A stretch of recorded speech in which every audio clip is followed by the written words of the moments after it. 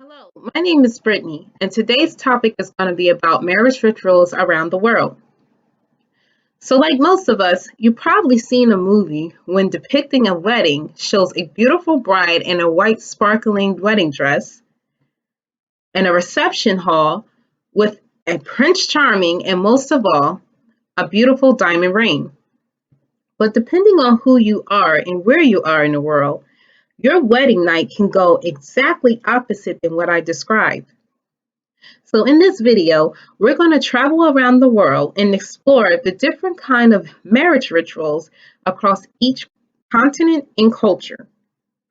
Starting with Africa, most Kenyan wives are actually under 18 years old and did not choose their spouse to marry.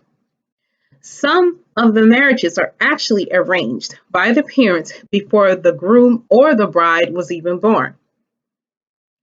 After the two families negotiate with each other, the father of the bride then spits on the bride's head to show a sign of his blessing for her to get married. The bride is then adored with beautiful headpiece made out of African beadings and patterns.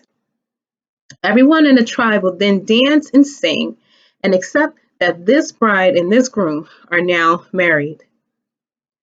But moving along into the Middle East, we're going to touch on how the Lebanese weddings go.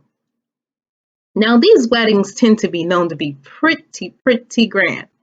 And that's only because it's very expensive. There's been reports that a groom can spend up to $100,000 on his wedding night.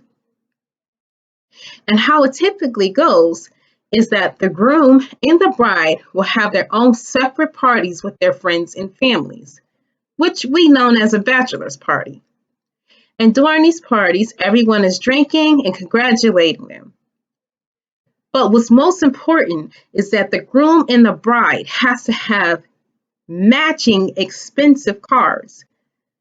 So don't start a wedding, a Lebanese wedding, in a 2001 Hyundai Accord. You're going to need a Ferrari. So, after the groom and his friends and family celebrate at his bachelor's party, he then gets in his car and drives to the bride's party. But it just doesn't stop there. He has to get out of the car with an entrance, singing and dancing with Zaffy dancers. They then enter the bride's party and continue to celebrate now with the bride and her friends. And after celebrating for a few hours, they then actually drive down together to the real reception where everyone is supposed to be. And this reception is typically held inside of a grand hotel, which is very expensive. The party can last up to 3 o'clock in the morning. And everyone then still accepts at that point that the bride and the groom are now together. So now we know how marriage is like in the Middle East. Last but not least, we're going to explore how marriages are like in Mexico. Now, the Mexican marriage is traditionally wrapped around color schemes. The wife is in full control of color schemes, and her choice of color can influence the color of her dress, the color of the cake, and the decorations as well in the reception. So, after a color scheme is picked out, what's most unique about Mexican weddings is the attire of the groom and the bride. The brides are known to wear slim dresses, not white puffy gowns like most American traditional dresses. Or if it's not a slim dress that's the color of the choice of the bride, it's more like a flamenco style riffle dress. And instead of holding flowers to walk down the hall in front of the altar, she's holding a fan.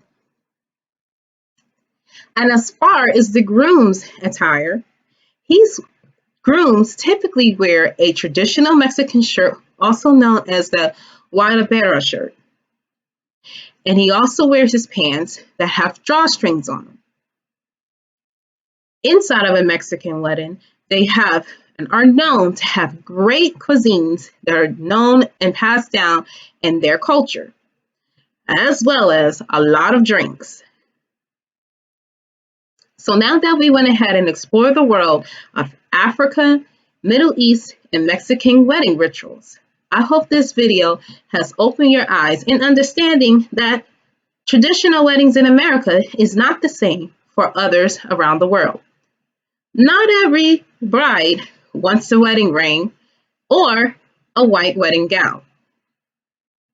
And I hope that when your special day comes, you will take into consideration of celebrating it non-traditionally than what America has taught us, just to have fun and just to open your heart up to other cultures and understanding. Thanks for watching.